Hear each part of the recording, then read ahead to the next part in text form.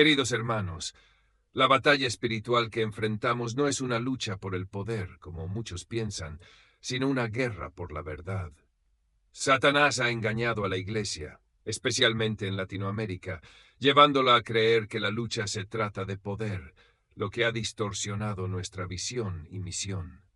Hemos caído en el error de enfocarnos en reclamar poder, expulsar demonios y buscar bendiciones de forma incorrecta. Sin embargo, la Biblia nos enseña en Colosenses 2:15 que en la cruz Cristo despojó y desarmó a los poderes de las tinieblas. Su victoria fue un triunfo público que demuestra la autoridad de Dios sobre todas las fuerzas malignas. La verdadera guerra espiritual no se basa en una lucha de poder, sino en mantenernos firmes en la verdad de Dios y vivir conforme a ella. Es esencial que comprendamos esta batalla para poder vivir de acuerdo a la voluntad divina y ser testigos fieles de su victoria. El mensaje de este sermón es profundamente revelador y nos invita a replantear nuestra comprensión de la lucha espiritual. La claridad con la que el pastor Miguel Núñez expone cómo la verdadera batalla no se trata de poder, sino de sostener la verdad, es un recordatorio vital para todos los creyentes. Su habilidad para conectar la enseñanza bíblica con la realidad de la Iglesia hoy en día, especialmente en Latinoamérica, es impresionante. Nos desafía a vivir en la victoria que Cristo ya alcanzó por nosotros, sin caer en las trampas del error. Su sabiduría y enfoque centrado en la verdad son una bendición para el pueblo de Dios. Buenas noches. Ahora sí. Bueno, bienvenidos a esta segunda sesión de este curso acerca de guerra espiritual. Y una de las cosas, bueno, el curso se llama Guerra Espiritual, un conflicto entre dos reinos. Y como dijimos la primera noche, es el reino de la luz, el reino de las tinieblas. Así le llama la misma palabra de Dios, con un máximo representante de cada lado. Y una de las cosas que queremos ver esta noche es que la astucia de Satanás es tal que Satanás engañó a la iglesia en cuanto a la naturaleza de la batalla. A la verdad que mientras más yo reflexiono sobre este tema, más me asombro de que realmente este es un enemigo extremadamente astuto, porque incluso llevó a la iglesia, sobre todo en un sector de la iglesia, la llevó a pelear una batalla que él no estaba librando. Una batalla, una guerra espiritual de la cual la palabra de Dios habla y donde él ni siquiera estaba peleando en ese campo, por así decirlo, en esa dirección. Y una de las cosas que vamos a ver esta noche es que la batalla espiritual no ha sido, nunca, ni será una lucha de poder. Satanás no tiene cómo pararse delante de Dios a luchar por poder. La batalla siempre ha sido una batalla por la verdad. Y Satanás engañó a la iglesia, y la iglesia latinoamericana en particular, y le hizo creer que esto era una batalla de poder, una lucha de poder, y la gente comenzó a reclamar poder y a ejercer poder y a expulsar demonios y a pisar demonios y a pisar bendiciones y a reclamar bendiciones y a arrebatarle cosas a Satanás. Yo creo que Satanás todo el tiempo estaba como riéndose de la iglesia de Cristo, porque en sí mismo la manera como la iglesia estaba librando la batalla mostraba el engaño de Satanás, porque la engañó con una mentira en cuanto a cómo pelear la batalla. Y por eso en esta noche de eso es que vamos a estar hablando. Nosotros sabemos por la misma palabra que esto no es una lucha de poder. De hecho, los poderes de las tinieblas, hemos hablado de esto en otras ocasiones, quedaron desarmados. Yo no voy a decir inactivados, pero sí desarmados, y quedaron desarmados en la cruz, tal y como la palabra de Dios enseña en Colosenses 2:15, y habiendo despojado a los poderes y autoridades, hizo de ellos un espectáculo público, triunfando sobre ellos por medio de él. La idea en el lenguaje original ahí es la idea como de una procesión, de una marcha que tú tienes al final de una batalla, como se usaba en el primer siglo, bueno, y en siglos anteriores. Cuando tú ganabas una batalla, pues los victoriosos entraban a la ciudad como en procesión, y parte de lo que traían atrás eran aquellas cosas que habían capturado en la guerra. Esto es como más o menos la idea detrás de que hizo un espectáculo público de estos poderes. De manera que ellos quedaron desarmados. Esto no ha sido, es más, ni siquiera en el jardín del Edén fue una lucha de poder, y tampoco lo fue en el desierto, cuando el máximo exponente del reino de las tinieblas se enfrentó al máximo exponente del reino de la luz. Ahí tampoco fue una lucha de poder, y nunca lo ha sido. Es una batalla por la verdad. De hecho, el mismo Pablo nos enseña en el libro de Romanos, capítulo 1, algo que nosotros hemos comentado, hablado, enseñado en otros contextos, y es que el problema del hombre es que cambió la verdad de Dios por la mentira, y cuando el hombre hizo eso, entonces terminó adorando a la criatura en vez del creador. Y cada vez que el hombre, cada vez que tú y yo, porque tú y yo continuamos haciendo eso, cambiamos la verdad de Dios por la mentira, nosotros lo que hemos hecho es que hemos creado un ídolo, y detrás de cada ídolo hay una mentira que tú y yo hemos abrazado. Esos ídolos son múltiples y forman parte de la guerra espiritual, porque cuando tú estás adorando un ídolo, tú no estás adorando al Dios verdadero. Cuando no estás adorando al Dios verdadero, no puede tener ni sus bendiciones, ni su protección, ni su guía, ni puede descubrir su voluntad, ni puede vivir en paz. De manera que al final tú eres como una víctima de la guerra, eres una víctima de la batalla, no lo sabes, pero te está autodestruyendo. Es como si te estuviera disparando a ti mismo, y lo que has hecho es otra vez cambiar la verdad de Dios por la mentira, y esa es la naturaleza de la batalla. La mentira en Génesis 3 trajo la esclavitud, y para deshacer lo que Satanás hizo en Génesis 3, Dios se encarnó y vino y representó literalmente la verdad encarnada. De manera que Génesis 3 tenía que ser deshecho por todo lo opuesto de lo que ocurrió allí. ¿Qué ocurrió allí? Era el cambio de la verdad de Dios por la mentira. ¿Cómo vamos a librar esa batalla? Tenemos que enviar, por así decirlo, la verdad a ese mundo para que la conozcan, de manera que Él pueda deshacer las obras del diablo. Y eso es exactamente como la palabra habla acerca de la lucha en la que tú y yo estamos. Escucha a Cristo hablando en Juan 8:44. Ustedes son de su padre el diablo y quieren hacer los deseos de su padre. Él fue un asesino desde el principio y no se ha mantenido en la verdad. ¿Notaste? O sea, él estaba en la verdad cuando lo crearon. El problema de él es que él no se mantuvo en la verdad, claramente mostrando dónde que ha estado el problema. Él no se ha mantenido en la verdad porque no hay verdad en él. Cuando habla mentira, habla de su propia naturaleza, porque es mentiroso y el padre de la mentira. De tal forma que Satanás nunca podrá hablarnos una verdad, porque su naturaleza es la mentira, tal y cual este texto dice. Cuando habla mentira, habla de su propia naturaleza. Si Satanás alguna vez te dice alguna verdad, lo está haciendo con la intencionalidad de engañarte, y eso lo convierte en una mentira. Él te está vendiendo la idea como que él quiere bendecirte, él quiere ayudarte, o quiere de alguna manera ayudarte a disfrutar algo de la vida, algo que parece bueno y pudiera ser bueno en sí mismo, y esa es como la verdad, pero detrás de la verdad hay una mentira. Y eso es exactamente lo que Cristo nos está enseñando. Él es un asesino desde el principio, pero cuando habla de ese principio nos dice que el problema fue que él no supo mantenerse en la verdad. Entonces la verdad tiene frutos y la mentira tiene frutos. Los frutos de la verdad es una vida de plenitud.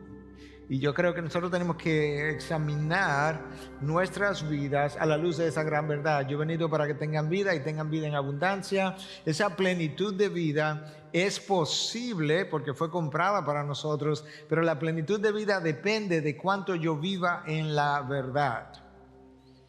Y asimismo, la carencia de plenitud de mi vida depende de cuántas mentiras yo haya abrazado, cuánto de esas mentiras abrazadas yo estoy viviendo, cuánto yo he creído, porque la verdad tiene frutos, la mentira tiene frutos y los frutos son naturales.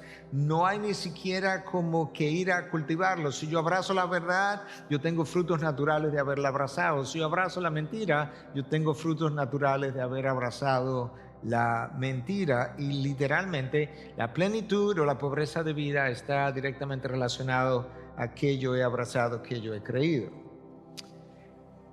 Ok. Yo estoy diciendo aquí que la mentira es la bazooka de Satanás. Algunos de ustedes conocen, ¿verdad? Lo que es, o todos quizá conocemos lo que es una bazooka. Es una arma poderosa, es una arma que tú puedes cargar en los hombres. Bueno, quizá nosotros no podemos, pero alguien entrenado y puede literalmente hacerle daño a un tanque de guerra. ¿Te imaginas el poder que tiene? Entonces, cuando nosotros unimos a la palabra de Dios, la palabra de Dios nos revela en 1 Juan 5:19 que el mundo entero está bajo el poder del enemigo. El mundo entero está bajo el poder del enemigo. Sin embargo, nosotros no vemos el mundo con manifestaciones satánicas continuamente. ¿Y cómo es que está bajo el poder del enemigo sin que nosotros estemos viendo manifestaciones satánicas? Sin que nosotros estemos viendo posesiones demoníacas continuamente. La mayoría de los que estamos aquí no ha visto nunca una posesión demoníaca, y la mayoría de los que estamos aquí nunca va a haber una posesión demoníaca. De manera que cuando Juan escribe esto, él no se está refiriendo al poder de Satanás como algo que tiene que ver justamente con manifestaciones de poder. No, porque es cierto que el mundo está bajo el poder de Satanás, pero es porque el mundo ha comprado sus mentiras. Y ese es el poder. El poder que Satanás ejerce sobre ti radica en la mentira que tú crees. Ahora, alguien pudiera decirnos o decir, bueno, pastor, yo no creo que yo he comprado mentiras. La realidad es que todos nosotros hemos comprado mentiras. La única diferencia es cuántos. Número uno, cuántas mentiras hemos comprado, el tamaño de las mentiras, y luego cuántas de esas mentiras le hemos llevado a vivir. Cuando yo pienso que yo necesito lucir de una manera para tener identidad o tener valor, yo compré una mentira. Cuando yo pienso que necesito una iglesia grande para sentirme que yo puedo compararme con otros pastores, yo he comprado una mentira. Pero como esas, hay cientos y miles de mentiras que todos nosotros hemos comprado, y en ocasiones tú vas descubriendo las mentiras que has comprado y te vas deshaciendo de ellas, y yo puedo ver hacia atrás en mi propia vida y darme cuenta cuántas mentiras en un momento dado yo compré que hoy no tengo. Pero ¿sabes qué? Como yo no soy Jesucristo, yo estoy seguro que todavía hay mentiras en mi mente que yo he comprado y que posiblemente también esté viviendo.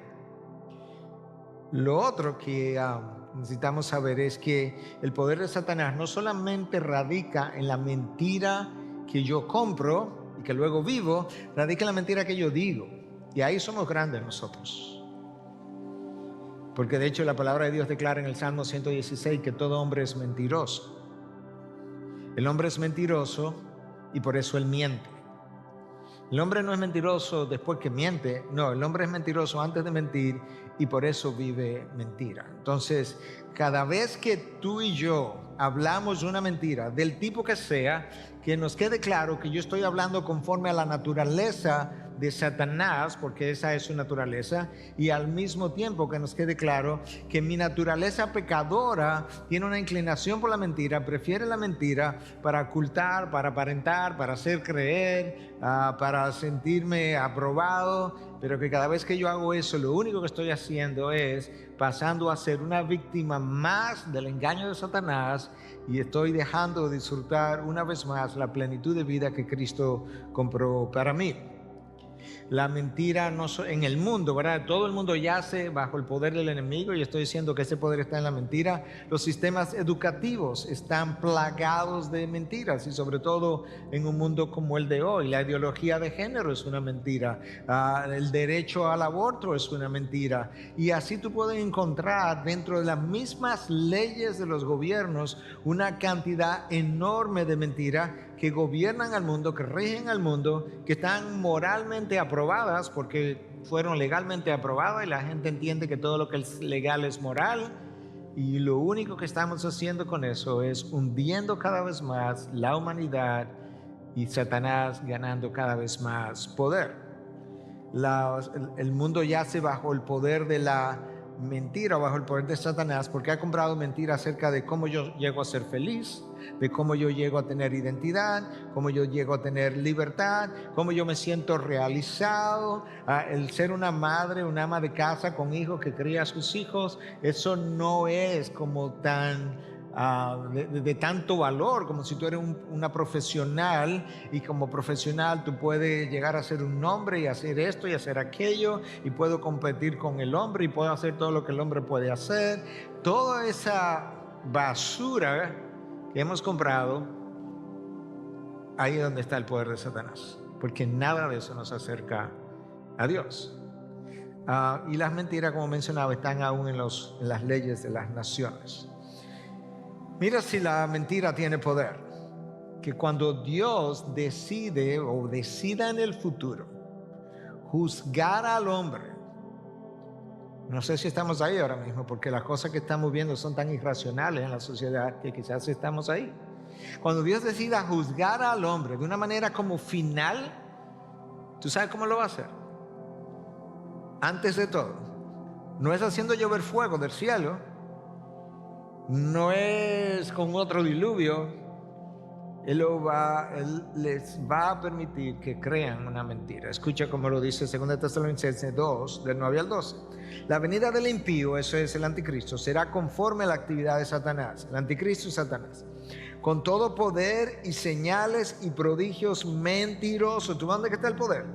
Su poder está en los prodigios mentirosos y con todo engaño de iniquidad para los que se pierden. ¿Por qué? Porque no recibieron el amor de la verdad para ser salvos. Por esto Dios le enviará un poder engañoso para que crean en la mentira, a fin de que sean juzgados todos los que no creyeron en la verdad, sino que se complacieron en la iniquidad. El juicio del hombre, el juicio de la humanidad, el juicio final comienza por el envío de un poder engañoso. Justamente porque cuando Dios le envió la verdad, ellos no tuvieron amor por la verdad para ser salvos.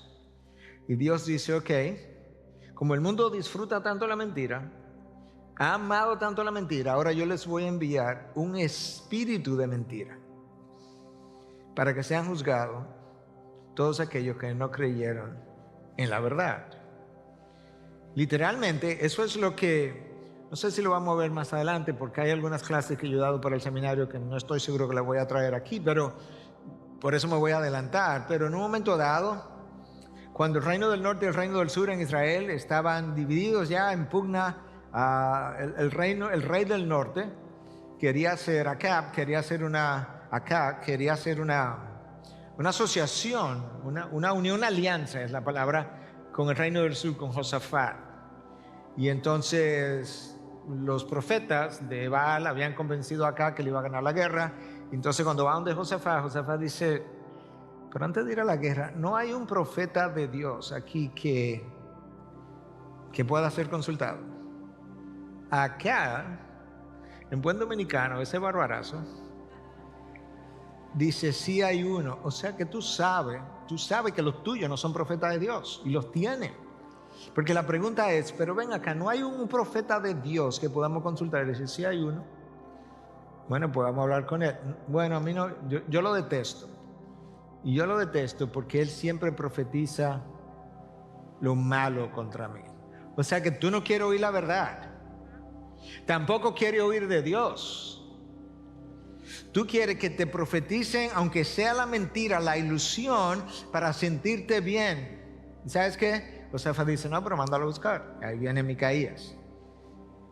Y Micaías dice, ok, oye, ¿tú quieres saber lo que Dios dice? Mira, yo tuve una visión donde Dios estaba reunido con un grupo de seres espirituales. Y Dios preguntó, ¿quién va a ir a juzgar a Acab? Entonces uno decía una cosa, otro decía otra cosa, y finalmente dice, yo iré, y Dios le dice, ¿y qué vas a hacer? Yo voy a ir y voy a poner un espíritu de mentira en los profetas de Baal. Y Dios dice, bien hecho, te puedes ir. Tú puedes ver que el juicio de Dios en el pasado es de la misma manera que el juicio de Dios en el futuro. ¿Sabes qué? Si quieres creer la mentira, pues créela. Ve y vívela. Y obviamente sabemos lo que pasó, que la batalla fue perdida. El poder de Satanás no está en hacerte moriquetas, por así decirlo, como un demonio. Está en engañarte. Mira otro texto de la palabra en la primera carta de Juan. Bueno, esto debiera ser probablemente la tercera carta de Juan, versículo 7. Tendría que volver a chequear por la manera que está escrito. Porque la tercera carta de Juan tiene un solo capítulo y solamente tú enumeras el versículo. Pero muchos engañadores han salido del mundo que no confiesan que Jesucristo ha venido en la carne. Ese es el engañador y el anticristo. O sea, la característica número 1 del engañador es justamente su capacidad para engañar. La característica del anticristo es su habilidad para engañar. Ese espíritu del anticristo ha estado en el mundo. ¿Por qué? Porque representa la naturaleza del anticristo, la mentira. Y entonces luego nosotros leemos, o anterior a eso, habíamos leído en 2 Corintios 11:14, cuando Pablo dice, mira, Satanás se viste como ángel de luz. Y entonces no es de extrañar a que sus seguidores se vistan como ángel de luz. ¿Por qué no es de extrañar? Es que esa es su naturaleza. O sea, la naturaleza de Satanás es siempre la mentira y por tanto siempre el engaño. Lo hizo con Adán y Eva y lo ha continuado usando o haciendo hasta el día de hoy. La pregunta es si tú y yo queremos aprender de lo que la Biblia ha revelado o queremos aprender las experiencias del pasado. Si nosotros queremos aprender en cabeza ajena, como decimos nosotros, o si queremos ser parte del proverbio, ¿verdad? Del decir proverbial, que nadie aprende en cabeza ajena. Bueno, como que pudiéramos decir como que ya está bueno para decir, bueno, pero debemos aprender en cabeza ajena. Sobre todo cuando Dios me revela las historias de personas que han sido engañadas por Satanás de la manera como fueron engañados y que yo siga todavía comprando sus mentiras. Cada cosa, cada pensamiento, cada acción, a cada decisión que no se alinea con la revelación de Dios, no importa el terreno donde sea, es una mentira que yo estoy comprando.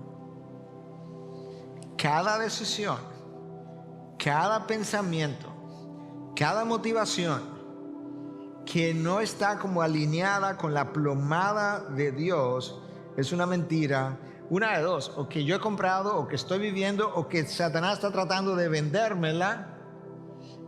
Y usualmente mi carne se comporta como acá, que compra la mentira, porque a mi carne la mentira de alguna manera le resulta más atractiva que la verdad.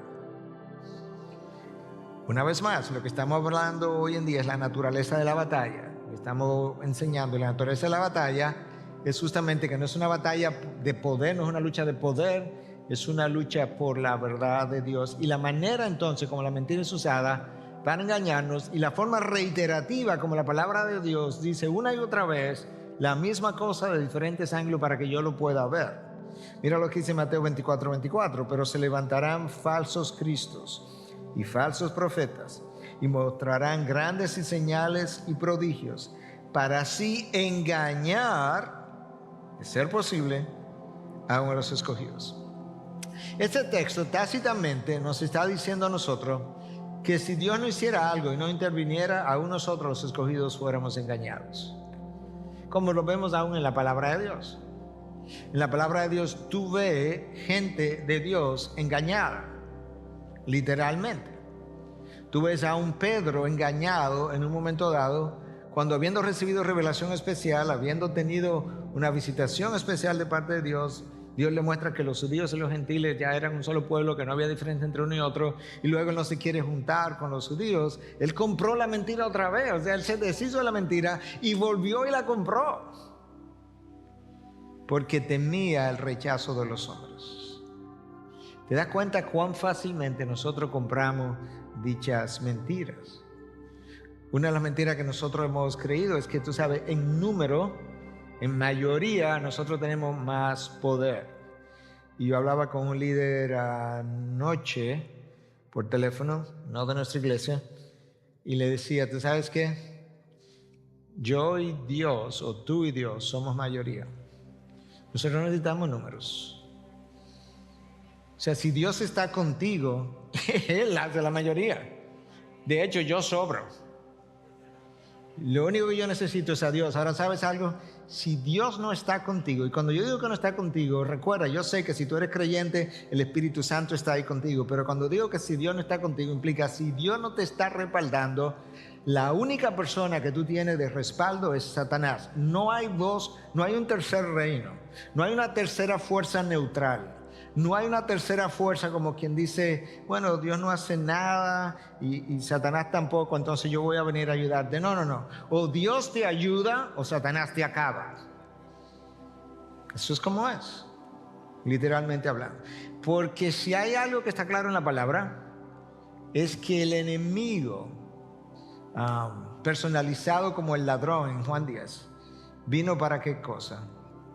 Para destruir, para matar, robar y destruir. Esa es su finalidad. Ok, la mentira no solamente es el arma de Satanás, es el arma de los obreros del mal. Ahora, volviendo a Pablo, ya citamos una parte de este texto, pero vamos a verlo completamente. 2 Corintios 11, 13 al 15. Porque los tales son falsos apóstoles. Ahí está la mentira. Obreros fraudulentos, ahí está la mentira. Que se disfrazan, ahí está la mentira, como apóstoles de Cristo. Y no es de extrañar, pues aún Satanás se disfraza como ángel de luz. Por tanto, no es de sorprender que sus servidores también se disfracen como servidores de justicia, cuyo fin será conforme a sus obras. Nota que Pablo está diciendo, los servidores de Satanás, cuando tú tienes una persona que se identifica como apóstol y es un falso apóstol. Yo creo que hay algunos que se han identificado como apóstol y son creyentes, pero están autoengañados. Pero yo creo que la mayoría de los llamados apóstoles son falsos apóstoles. Pero él no te dice, obviamente, que es un falso pastor, es un falso maestro, no. Pero están disfrazados de servidores de justicia. Lamentablemente, ellos mismos han comprado una mentira y han llegado a creerse algo contrario a la palabra de Dios. Y ahora ellos son víctimas de la mentira que han comprado, porque en vez de tomar la idea que en algún momento llegó a su mente, llegó a su vida, que alguien le enseñó, y ponerla al lado de la palabra, ponerla bajo la lupa de la palabra y ver si realmente como que coincidía de esta manera, no, dejaron la lupa afuera y simplemente abrazaron eso. Y si hay algo que tú y yo tenemos que hacer es que tenemos que poner cada decisión, cada pensamiento, cada acción debajo del microscopio de Dios. Porque tú sabes que si tú miras mi mano, están limpias. Yo me la lavé antes de venir. Si tú la pones bajo un microscopio, está extremadamente sucia. Bueno, así muchas veces como nuestras vidas lucen. Que tú la miras así a grandes rasgos y lucen limpias, con mi mente, mis pensamientos. Cuando tú lo pones bajo el microscopio de Dios, que es el único microscopio que importa, la única visión que importa, resulta que mi mano está todo distorsionada, está sucia.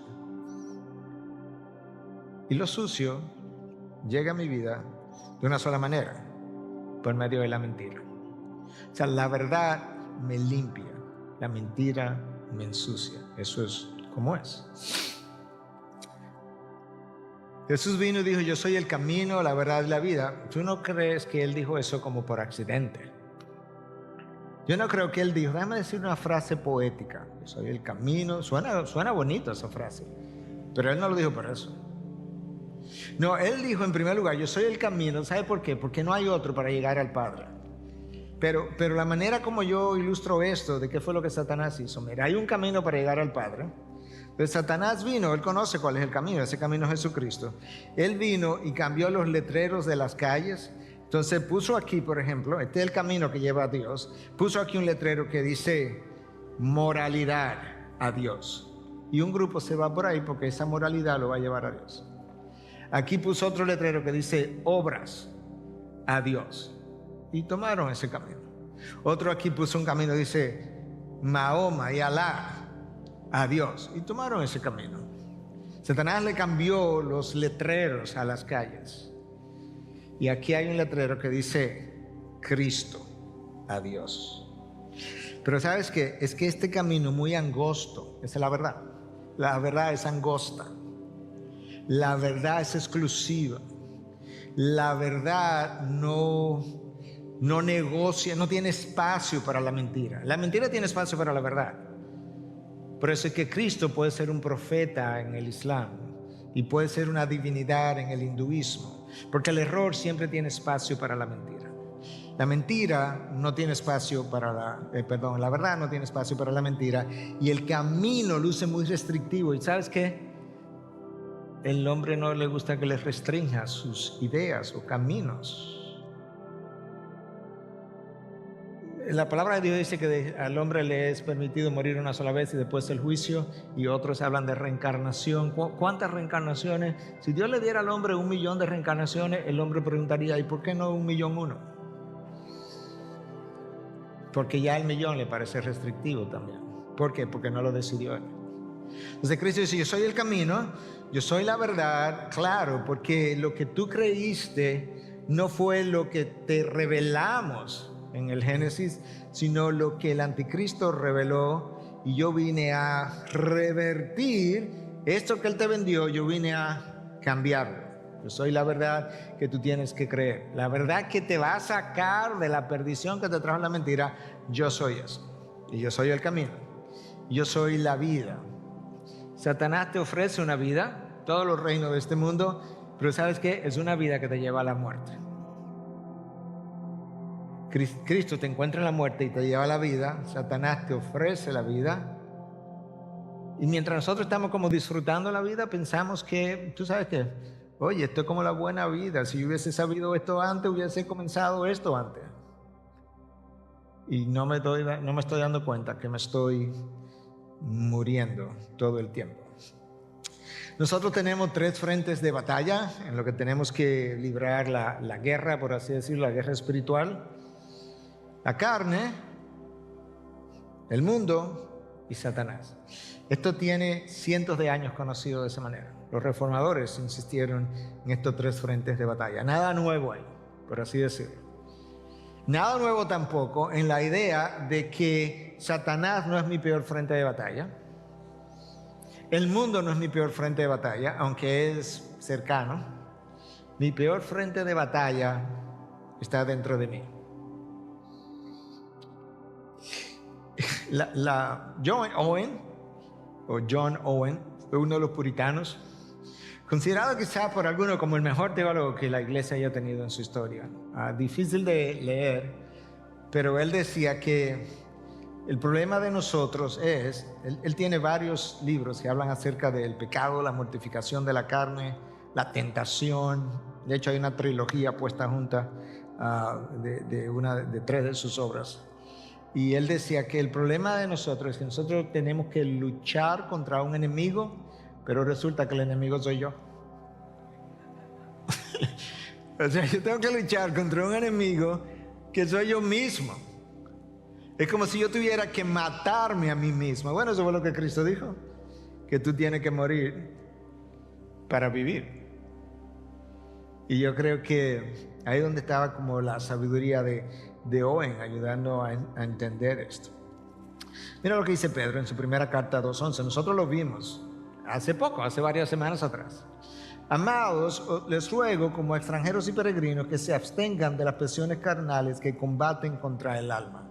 Ese lenguaje, cuando vimos eso en un sermón reciente, dijimos que la palabra ahí está traducida como combatir, combaten a propósito, porque la idea es que la forma como mis pasiones carnales pelean contra mí es como si fuera una guerra, como si estuviéramos en combate. Tú me das y yo te doy. Tú me das y yo te doy, por así decirlo. Por eso es que Pablo habla de que él mortificaba su cuerpo, disciplinaba su cuerpo dependiendo de la traducción que tú tengas. Pablo entendía eso. Owen escribió un libro, La mortificación de la carne, precisamente para ayudarnos a entender en qué que eso consiste, cómo que se hace. Y cuando él habla de la mortificación de la carne, de darle muerte a la carne, a lo que él se está refiriendo, yo creo que es una buena manera de entenderlo, es que tú y yo tenemos que luchar esta batalla para irle quitando a la carne el poder que tiene, el vigor que tiene, el poder seductor que tiene, el control que tiene. En ese sentido, estás mortificando la carne, en ese sentido, estás matando la carne, en ese sentido, la estás debilitando hasta que prácticamente tú la haces morir. Y tienes que hacer eso de una manera que realmente te lleve a la victoria. Owen decía, quizás me estoy adelantando algunas cosas que venían después en clases posteriores, pero él decía, si tú miras a una mujer y tienes lujuria con ella porque es una mujer que te trae, que tiene belleza, no basta simplemente con evitarla, no basta con alejarte de ella, no basta con dejar de pensar en ella, no. Tú necesitas llegar a un grado donde tú puedas mirarla, admirar su belleza, darle gracias a Dios como su creador y luego entonces cuidarla por la dignidad que ella tiene, por lo que ella representa como hija de Dios. Y ahora entonces tú no es simplemente que no la ves, no, es que la puedo ver, pero la puedo ver con otros ojos y apreciar su belleza de otra manera. Yo creo que eso es un hombre que entendió precisamente de qué se trata esta vida de santificación. Porque el deseo de la carne es contra el espíritu, mayúscula, el del espíritu es contra la carne, pues estos se oponen el uno al otro. Ahí está en el lenguaje de guerra. O sea, tiene el espíritu dentro de ti, tiene la carne. Ellos se oponen el uno al otro. Lo que este desea, este no desea. Lo que este desea, este no desea. Y eso es un combate. Por eso es que, de nuevo, yo tengo que pelear un enemigo, pero el enemigo soy yo. Hay otros enemigos, pero yo soy mi peor enemigo. Porque el enemigo que soy yo me domina. El enemigo que soy yo lo llevo donde sea. El enemigo que soy yo es con el que yo vivo. El enemigo que soy yo es el que me convence de hacer lo que termino haciendo. Y de ahí entonces que yo necesito entender que estas cosas realmente representan el peor campo de batalla. Mira como Pablo lo dice en Romanos 7:18, hablando de la carne. En mi carne no hay nada bueno. Nada bueno. Y Pablo nos dice no solamente que la carne es como mala, por así decirlo. Cuando digo mala me refiero a que desea la iniquidad.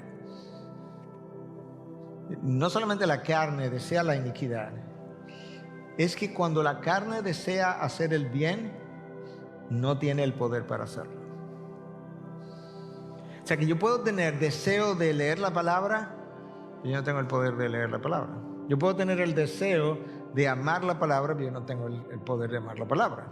Y entonces, bueno, como Dios sabía eso, dijo, yo voy a poner la tercera persona de la Trinidad, ¿quién pone en nosotros el querer y el hacer? La carne ni el querer tiene.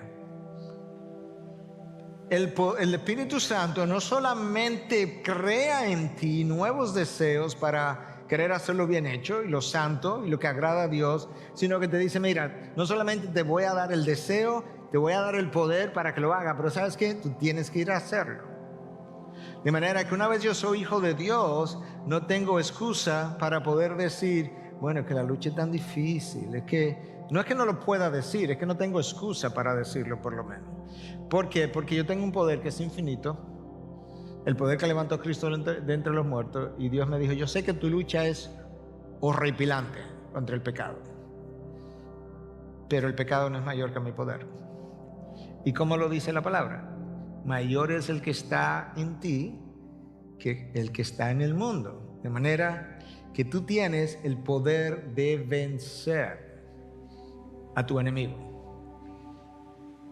y de vencer tu carne. Entonces, ¿cuáles son las obras de la carne? Porque cada vez que nosotros hablamos de las obras de la carne, pensamos obviamente, y eso yo lo he dicho muchas veces, pero obviamente cuando estamos haciendo un curso en una dirección tenemos que volver a ver los mismos pasajes, quizás desde otro ángulo. Cuando nosotros pensamos en las obras de la carne, inmediatamente viene pornografía y inmoralidad y crímenes. No.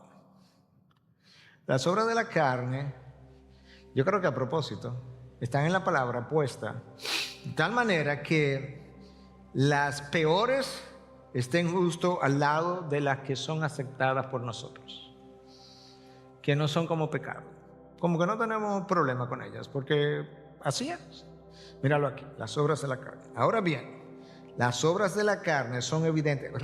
No es muy frecuente que la Biblia como que me defina cosas tan claramente. Las obras de la carne son. No hay muchas oraciones así en la Biblia como que diga, el pecado es. Encuentra una definición en la Biblia de pecado. No hay. Tú la construyes, pero no hay. Pero aquí no me da lugar a especulación. Las obras de la carne son evidentes, las cuales son, otra vez, 2 puntos. Increíble que hasta 2 puntos tienen. Inmoralidad, ok, es un extremo. Impureza, un extremo. Sensualidad, un extremo. Idolatría, un extremo. Hechicería, un extremo.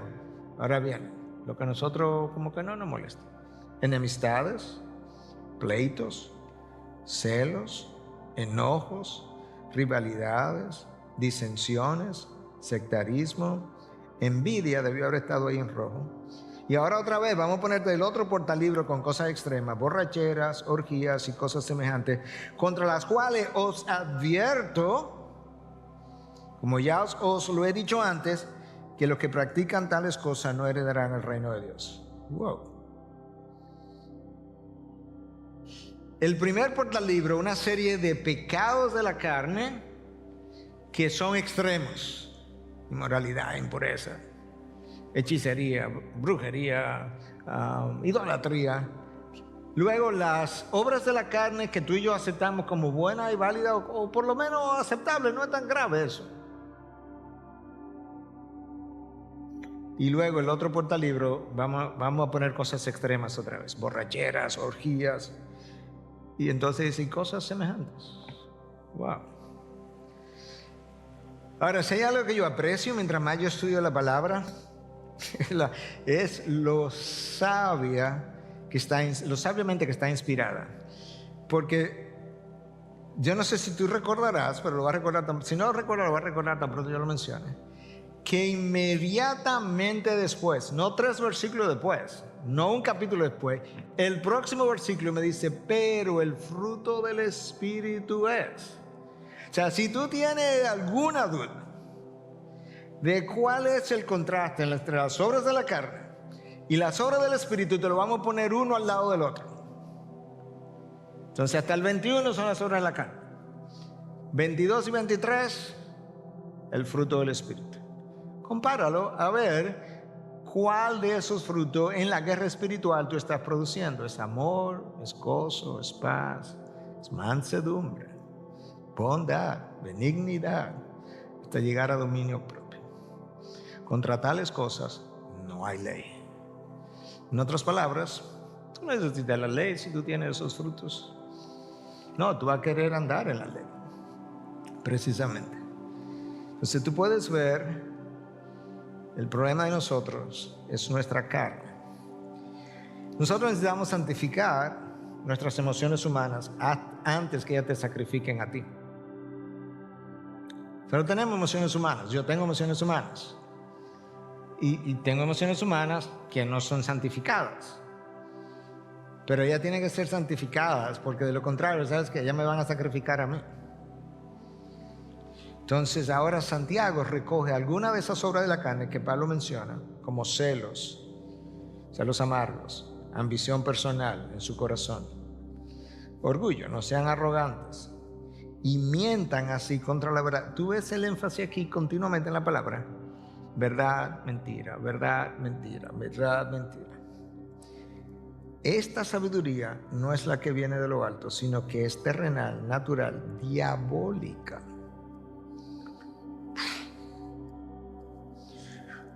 O sea que cuando yo soy arrogante acerca de algo, Cuando yo tengo ambición personal, ambición de diferentes tipos, yo puedo ambicionar dinero, pero puedo ambicionar poder y posición y títulos. Cuando yo tengo celos amargos, eso es diabólico. Eso no es simplemente de que, bueno, él es un mal genioso. Puede ser que él sea mal genioso. Una vez más, Owen hablan de que cada uno de nosotros peca de manera diferente.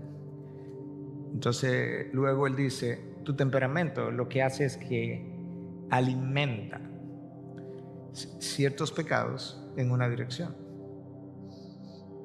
Y así tú puedes hablar, ¿verdad? En lenguaje psicológico del melancólico y el flemático y el colérico. Cada uno de ellos, lo que tiene un temperamento que alimenta el pecado que ya ellos tienen, nosotros tenemos en esa dirección. Entonces escucha cuál es el resultado final, porque donde hay celo y ambición personal, allí hay confusión y toda cosa mala. Y la confusión te lleva a decisiones erradas y la decisión errada te lleva a la destrucción. Segundo campo de batalla, el mundo. Y esa es la razón por la que la palabra habla tantas veces del mundo, del mundo, del mundo. A veces la palabra habla del mundo como el cosmos, el mundo físico en el que tú y yo vivimos, pero muchas veces no es del cosmos que está hablando. El mundo es la corriente de pensamiento, cómo se vive, el estilo de vida, el pecado del mundo. Y ese es el caso aquí en Romanos 12:2. Y no se adapten a este mundo, sino transfórmense mediante la renovación de su mente para que verifiquen cuál es la voluntad de Dios, lo que es bueno, aceptable y perfecto. O sea, no te adaptes. Sin embargo, nos hemos adaptado muchísimo al mundo, hasta el punto que nos sentimos más o menos cómodos con el mundo.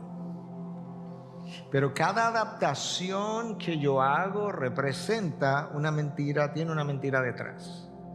O sea, cada vez que yo me siento cómodo con algo que el mundo se siente cómodo y que no corresponde a un valor de Dios, es una adaptación que yo he hecho. Ahí tiene una mentira que compraste. Cada mentira forma un ídolo al que tú y yo adoramos. Entonces nota cómo es. La adaptación tiene una mentira detrás. La mentira tiene un ídolo detrás. El ídolo te aleja de Dios y tu adaptación es tu destrucción. ¿Viste cómo la escalera cómo se da? Te adaptas, compraste una mentira. La mentira tiene un ídolo detrás. El ídolo te aleja de Dios. Y a Satanás no le importa cuál ídolo tú tengas. A Satanás no le importa si el ídolo eres tú como persona, si es tu felicidad, si es tu tranquilidad, si es tu paz, si es mi nombre, yo puedo hacer un ídolo de mi salud y alguien pudiera decir, pastor, pero no es bueno tener salud. Bueno, siempre y cuando no sea un ídolo. Pero yo puedo tener una obsesión con la salud, como si yo, en último caso, mi vida, mi muerte va a depender de mí y no de Dios. De manera que yo puedo hacer cualquier cosa, de cualquier cosa yo puedo hacer un ídolo, y ese ídolo, Satanás está contento. No pienses tú que Satanás, los ídolos que más le gustan a Satanás son los de piedra y de madera delante de los cuales tú te arrodillas. A Satanás no le importa. Lo que a Satanás le importa es que tú no estés cerca de Dios. Eso es lo que a Satanás le importa. Entonces, la verdad detrás de la mentira. Yo creo que eso es una buena frase. La verdad detrás de la mentira. El mundo vive engañado y el mundo te vende su engaño. El problema es que el mundo no sabe que está engañado. Pero lo que el mundo te vende, te lo vende, pero él no sabe que está engañado. Y eso es algo que tú compras como bueno, agradable y perfecto para ti. ¿Viste el juego de palabras? La voluntad de Dios es buena, agradable y perfecta. Ahora yo la cambié a propósito, porque el mundo te vende su engaño, está autoengañado, te vende su engaño, y el engaño del mundo a ti te parece bueno, como la fruta del jardín, agradable, que pareció buena a Eva, la fruta le fue agradable a los ojos, y casi perfecto o perfecto para ti.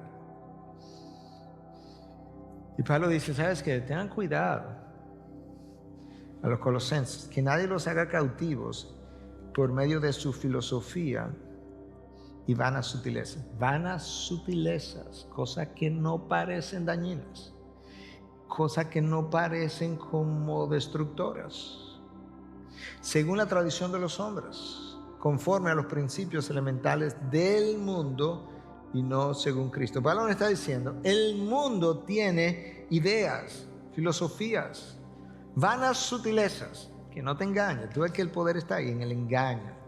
No te dejes engañar, porque si te dejas engañar, va a terminar en la destrucción. Una más acerca del mundo. Recuerda que son 3 campos de batallas. La mentira del mundo repele la verdad de Dios. Juan 15, 19. Cristo hablando. Si ustedes fueran del mundo, el mundo amaría lo suyo. Pero como no son del mundo, sino que yo los escogí de entre el mundo, por eso el mundo los odia. O sea, el mundo nos odia porque nosotros representamos el otro reino. Porque nosotros somos luz y ellos son oscuridad. Y la oscuridad, como que la luz le hace daño. El mundo nos odia porque cuando nosotros representamos la mentira, nuestra mentira le recuerda a ellos cuando nosotros representamos la verdad, nuestra verdad le recuerda a ellos la mentira en la que ellos viven, que para ellos es la verdad. Y yo vivo la mentira. Entonces eso, la verdad del mundo, la mentira del mundo repele la verdad de Dios. Finalmente, en los 3 campos de batalla está Satanás. ¿Okay? Este es el que la iglesia compró como mi verdadero y máximo exponente de la guerra espiritual. Sí, él está detrás de la manera como mis emociones se mueven, es verdad. Él está detrás de las mentiras del mundo, es verdad. Pero él se esconde. Él no es tan tonto como para manifestarse y decir, ¿sabes qué? Esta noche está aquí Satanás hablando desde un púlpito. Él no es tan tonto como eso. Él se esconde. Me gustó esta cita. Ian Bounds fue un hombre de Dios del pasado que escribió mucho acerca de la oración. Él dice, el diablo es un carácter positivo. Piensa positivo, alguien que siempre está, tú sabes, animándote, pero por otro lado siempre está seguro, nunca tiene una duda. Y el negativo siempre está, bueno, vamos a ver, quién sabe, a lo mejor llueve mañana. No planifique, porque tú nunca sabes. Ian Bounds dice, el diablo es un carácter positivo. Esto quiere decir que él se disfraza, pero sus objetivos están siempre orientados en una sola dirección. Él tiene doble cara, pero nunca es de doble mente. ¿Entendiste eso? O sea, él se disfraza aquí con una cara, aquí con otra cara, pero la mente es una. Aquí te engaño con esta cara, aquí te engaño con esta otra cara. De manera que él tiene doble cara, pero no doble mente. Él nunca está indeciso. Nunca es de idea vaga. Nunca es débil con relación a sus propósitos o fines. Ninguna vacilación, ninguna duda o despropósito proviene de él. No, él está seguro. Está seguro en lo malo, pero él está seguro. Él siempre sabe lo que quiere. Él siempre persigue la destrucción. Y él siempre entiende que la estrategia que él elige contra mí es la mejor estrategia. Él no se estudia. Satanás, si va a hacer estrago en Ivy, él va a hacer estragos sembrando la iglesia, infiltrando la iglesia. Como leíamos meses atrás o estudiamos cuando leímos o expusimos Segunda de Pedro y Judas, maestros falsos que habían infiltrado la iglesia. Bueno, él infiltra la iglesia y él destruye el liderazgo de la iglesia. Eso es como es. Quizás si al final decimos algunas cosas sobre eso, pero nota esto en la parábola del sembrador. Hay semillas que caen aquí, que caen allí, y hay solo un grupo de semillas que da buenos frutos. Y resulta que los discípulos no entienden la parábola y van donde Cristo, y él le dice, bueno, explícala, y él dice, ok, te lo voy a explicar. El campo es el mundo. La semilla es la palabra, el campo es el mundo. Las buenas semillas son los hijos del reino. Las cizañas son los hijos del maligno. Tú ves que de Satanás se habla que hay hijos de Dios, hijos del Padre Dios e hijos de su padre el diablo. Hijos del reino, hijos del maligno. El enemigo que la sembró es el diablo. ¿Qué fue lo que sembró? Cizaña. ¿Dónde la sembró? En la iglesia, entre los creyentes. La cizaña, la siega es el fin del mundo y los segadores son los ángeles. Cuando él explicó eso, ustedes saben lo que los discípulos dijeron: tú quieres que vayamos y saquemos la cizaña, o sea, tú quieres que vayamos aquí en este grupo y dices, mira, fulano una cizaña y Perencejo una cizaña. Y Cristo le dice, no, dejen eso, déjenlo ahí, que los ángeles se van a encargar. ¿Usted sabe por qué? Porque mis hijos van a ser santificados luchando contra la cizaña. Déjalo. Tú nunca has visto a nadie fortalecer sus músculos en la playa, en un shailón, cogiendo sol, ¿verdad? Es cogiendo trabajo, pasando trabajo, levantando pesas, corriendo, haciendo diferentes tipos de cosas. Sudando, tú tienes que luchar para desarrollar tu fe, tú tienes que luchar para desarrollar tu vida de santificación. Y la cizaña nos ayuda. La cizaña nos aguza el discernimiento. La cizaña nos enseña que los hijos de Dios y los hijos del diablo pueden lucir exactamente igual, como Judas. ¿Tú conoces la historia? Que al final, cuando Cristo dijo que alguien lo iba a traicionar, nadie dijo, yo creo que he hablado de esto en otras ocasiones, nadie dijo que, bueno, seguro es Judas, porque Judas siempre ha lucido un poco extraño. No, ellos comenzaron a decir, maestro, soy yo. O sea, ellos lucían todos iguales. Bueno, esa es la cizaña. Ahora, ¿cómo nosotros hacemos un contraataque? Porque estamos hablando de la naturaleza de la batalla, entonces yo tengo que, más adelante vamos a decir más cosas, pero por lo menos ir dejando algunas semillas sembradas. O sea, si esta es la naturaleza de la batalla, ¿cómo yo voy a librar esa batalla? Bueno, hay diferentes cosas que pudiéramos decir, pero Cristo dijo, cuando le pidieron que le enseñara a orar, que orara, entre otras cosas, no nos deje caer en tentación. Eso es Dios, o sea, tú no nos dejes. Mas líbranos del mal o del maligno, dependiendo de la traducción. Porque tuyo es el reino y el poder y la gloria por siempre. Entonces, por un lado, Cristo nos dice que nosotros tenemos que batallar orando. En la oración modelo, tú pides, líbranos tú que conoces dónde Él está, cómo opera su poder, el engaño, líbrame del mal. Eso por un lado, tú tienes que orar. Como es Él que tiene el poder y la gloria y de Él es el reino, como termina el texto diciendo, entonces yo tengo que depender de ese poder. Entonces tú oras, tú dependes, pero hay algo más que yo tengo que hacer, porque no es tan pasiva la cosa. Mira Santiago 4, 7 y 8. Por tanto, sométanse a Dios, eso tengo que hacerlo yo, tengo que someterme. Resistan pues al diablo y huirá de ustedes. Acérquense a Dios y Él se acercará a ustedes. Limpien sus manos, pecadores, y ustedes de doble ánimo purifiquen sus corazones. Que aquí está Dios. Dios nunca ha cambiado de posición. Yo me alejo de Dios. Santiago me dice, aquí no estás disfrutando la vida plena que Cristo compró, pues acércate a Dios. Y Dios, que no ha cambiado, se va a acercar a ustedes. Es una idea. Y Dios entonces tú llegaste y Dios te va como a abrazar, por así decirlo.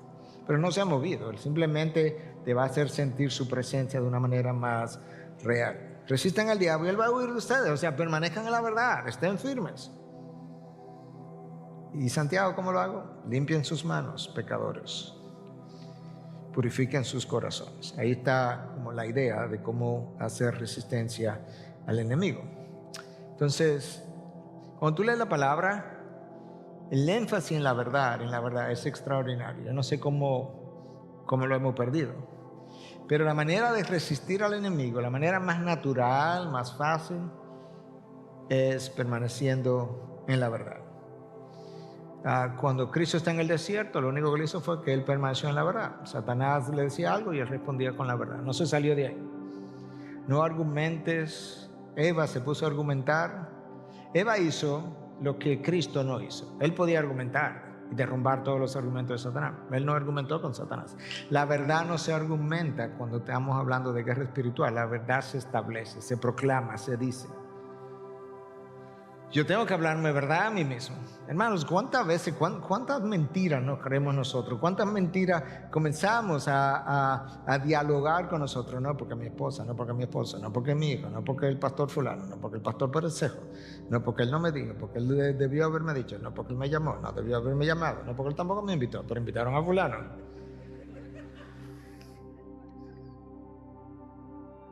Oye, nosotros, si nos hicieran como un análisis en ese momento, diríamos, te estás volviendo loco porque tú creas el argumento, discute el argumento, ofrece la respuesta, te convence, concluye y no hay nadie más contigo. Yo he hecho eso. Y yo lo que necesito es, y yo tengo que hablarme verdad, pero eso corresponde a Filipenses 4:8, todo lo verdadero, todo lo justo, todo lo bueno, todo lo amable, si algo digno de virtud en esto piensa. Claro que no, pues háblate verdad, yo tengo que hablarme verdad. Nosotros tenemos emociones, las emociones son caídas, ira, tristeza, enojo, falta de reconciliación, ¿qué más? Yo no sé, lujurias, todo eso. Compara tus emociones con la palabra. Si no se alinea, pues recházala, está mal. Severás contigo mismo. Llámale al pecado, pecado, al pan, pan y al vino, vino. Ok, entonces mira el énfasis de la palabra en la verdad, para fines de resistir al diablo. Después cuando hablemos de la armadura de Dios, tú vas a ver cómo comienza la instrucción. Estad firmes, ahí donde comienza. Entonces mira, tú tienes que hacer un compromiso con la verdad. Tú vas a decidir que tú vas a amar la verdad, tú vas a buscar la verdad, y al lado están las citas. Tú vas a amar la verdad, tú vas a buscar la verdad, tú vas a elegir la verdad, tú vas a vivir por la verdad, tú vas a caminar en la verdad, tú vas a obedecer la verdad. Piensa por un momento, si piensa en ti mismo. Reinaldo nos dirigía en una oración de arrepentimiento al principio por un tiempo. ¿Realmente tú amas la verdad? ¿Realmente tú buscas la verdad? ¿Realmente tú eliges la verdad siempre? ¿Tú o yo? ¿Tú vives por la verdad? ¿Tú caminas en la verdad? ¿Tú obedeces la verdad? Esto está lento al pasar, no sé por qué. ¿Tú manejas correctamente la verdad con precisión? ¿Tú hablas la verdad? ¿Tú trabajas por la verdad? ¿Tú eres guiado por la verdad? ¿Tú eres fiel a la verdad? ¿Tú adoras en verdad? La verdad, la verdad, la verdad, la verdad, la verdad, a lo largo de toda la Biblia, porque yo cité ahí, de hecho, de donde más cité fue del Antiguo Testamento. Y luego en el Nuevo Testamento, yo soy el camino, la verdad y la vida. Entonces, como el texto de Santiago me está llamando a estar en la verdad y a estar firme, o a resistir más bien, a resistir el diablo. Entonces, con frecuencia lo que va a pasar es que yo voy a tener que esperar.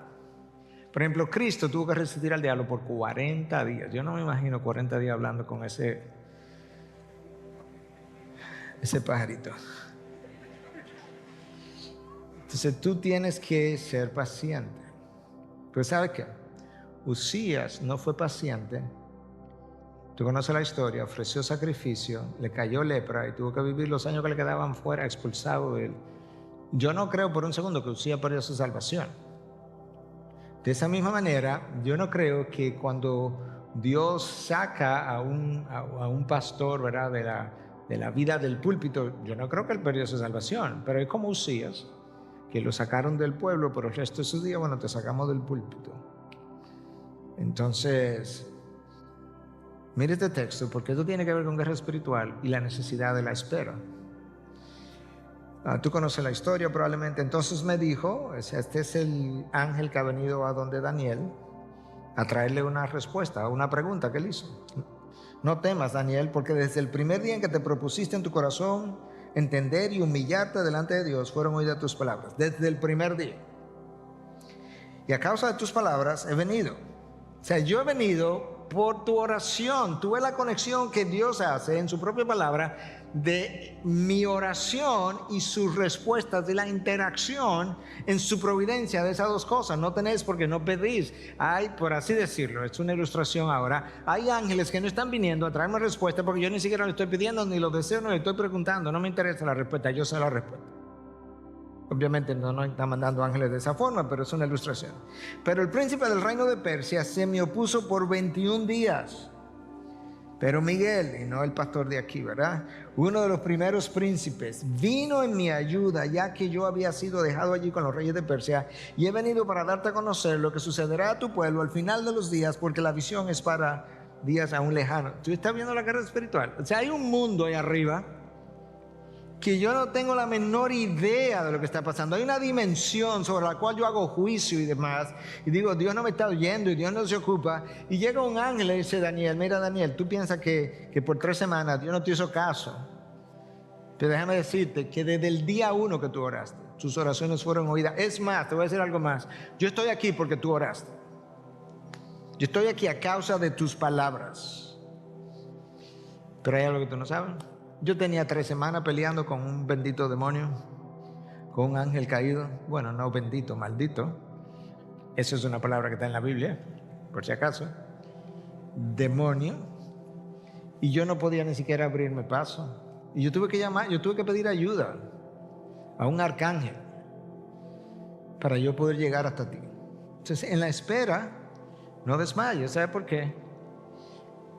Porque lo que Usías no supo hacer y Saúl no supo hacer, porque Samuel no llegaba a tiempo y él ofreció sacrificio para ir a la guerra, supuestamente para honrar a Dios, y el texto dice, tan pronto, fue una prueba, tan pronto Saúl ofreció sacrificio, llegó Samuel. En la espera, resistiendo al diablo, no desmayes, no compres la mentira. Pero que yo quería ofrecer sacrificio para poder ir a la guerra, para que tú fueras conmigo. No, el problema es que a ti no se te permitía ir a la guerra. Lo que a ti no se te permite, no lo hagas. No importa el tiempo que haya pasado. ¿Por qué? Porque va a cosechar destrucción. Creo que nos quedan un slide o 2. La apostasía es el fruto de las mentiras de Satanás. O sea, la gente apostata, las iglesias apostatan, estamos en medio de eso, múltiples iglesias hoy en día, denominaciones enteras. Y la apostasía, detrás de la apostasía está Satanás. Es increíble lo mucho que está Satanás en la Biblia, detrás de todo lo que es mentira y de todo lo que es contrario a Dios. Escucha, el Espíritu dice claramente que en los últimos tiempos se apartarán de la fe, o sea, apostasía, prestando atención a espíritus engañadores, ahí está la mentira otra vez, y a doctrinas de demonios, mediante la hipocresía de mentirosos que tienen cauterizada la conciencia. O sea, hay 3 cosas como unidas. Hay demonios que de alguna forma inspiran doctrinas falsas, obviamente, que entonces vienen vía espíritus engañadores, y luego hay gente que tiene un espíritu de hipocresía que aparenta una cosa, pero que no lo es. Y eso crea la apostasía. Tu bendición puede hacerte más vulnerable al enemigo. Esto es un poquito de cosa para nosotros los líderes, pero algunas de estas cosas yo las compartí ya en un devocional que hacemos martes y viernes. Escucha esto, porque esto se aplica a todos nosotros. Tu conocimiento teológico, tus dones, talentos, experiencia y éxito no te protegen de la caída. No importa cuántos dones tú tengas, no importa cuánta experiencia tú tengas, cuánto conocimiento tú tengas, eso no te protege de la caída, en lo más mínimo. De hecho, puede ser un problema. Esas bendiciones puede ser lo que te hace más vulnerable todavía. Tú dirías, pero ¿cómo que eso es contradictorio? Bueno, depende. Tú y yo necesitamos humildad. Si tú quieres evitar la caída, tú y yo necesitamos humildad, dependencia, límites, disciplina y rendición de cuentas. La ausencia de estas características te hace una persona de alto riesgo. La ausencia de humildad, la ausencia de límite, la ausencia de disciplina y la ausencia de rendición de cuentas te hace una persona de alto riesgo. Esa es la razón, me voy a adelantar a decir algo que pienso decirle el sábado a un grupo de líderes, pero que ya se lo dije en un devocional de la iglesia. Esa es la razón por la que Paul David Tripp dice en su último libro que la iglesia local tiene cosas que tú necesitas, pero que yo pastor y los otros pastores conmigo, que yo necesito de la misma manera, y que no hay manera de que yo pueda terminar bien sin estar integrado a la iglesia local. Yo como pastor, que todo lo que tú necesitas de una iglesia, enseñanza, rendición de cuentas, compañerismo, ánimo, sostenimiento, estímulo, oración, adoración, todo lo que tú necesitas, yo lo necesito igualito. De manera que cuando yo me creo por ser pastor o líder, como que tú necesitas eso y yo no lo necesito, yo estoy en riesgo. Y el liderazgo de la iglesia está en la mira. Mira cómo lo dice Paul Tripp. El liderazgo ministerial no es una fortaleza en contra del ataque espiritual. De hecho, es la línea de fuego. La experiencia teológica no te protege del ataque, pero el orgullo del conocimiento puede ser una de las cosas que te hace susceptible.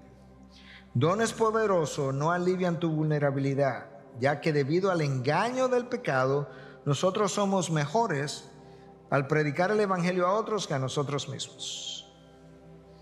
De manera que nosotros, los pastores, algunos de ustedes que son líderes de grupos pequeños, ustedes están en la línea de fuego y no lejos y no más protegidos. Entonces yo creo que eso nos deja a nosotros, nos dice que Dios no solamente nos enseñó de qué manera trabaja la mentira, de cómo la verdad es lo que me liberta, de cómo la verdad que me da el triunfo, cómo la verdad que me da vida en abundancia. Dios me dijo, yo también he provisto un refugio, uno celestial, yo, y el otro un refugio en la tierra, llamado la iglesia local, para que allí te ayuden, me ayuden a mí a poder pelear esta batalla. Porque si ustedes son soldados conmigo, yo sé que muchos lo hacen y me lo dicen, para dar una idea, ustedes están orando por mí. ¿Y tú sabes qué? Yo creo firmemente que muchos de los beneficios y bendiciones que he recibido, y sobre todo en los últimos años, es fruto de sus oraciones por mí. Pero ¿sabes qué? Si nosotros somos pastores, nosotros estamos orando, debemos estar orando por ustedes. Y eso tiene un efecto. De la misma manera que las oraciones de Daniel fueron oídas y tuvo un efecto, de esa misma forma, nuestras oraciones pastorales sobre ustedes tienen un efecto. Nuestra rendición de cuentas sobre ustedes tiene un efecto. Cuando alguien de ustedes viene y me hace rendir cuentas sobre algo, lo cual ha pasado a lo largo de los años, no mucho, pero ha pasado de parte de ustedes, sabe que siempre te lo he agradecido. ¿Por qué? Porque yo estoy aquí para cuidar, pero yo estoy aquí para que me cuiden. ¿Por qué? Porque esta es la iglesia local, esta es la enfermería de Dios. Y de alguna manera Dios bendice su enfermería por el diseño que tiene.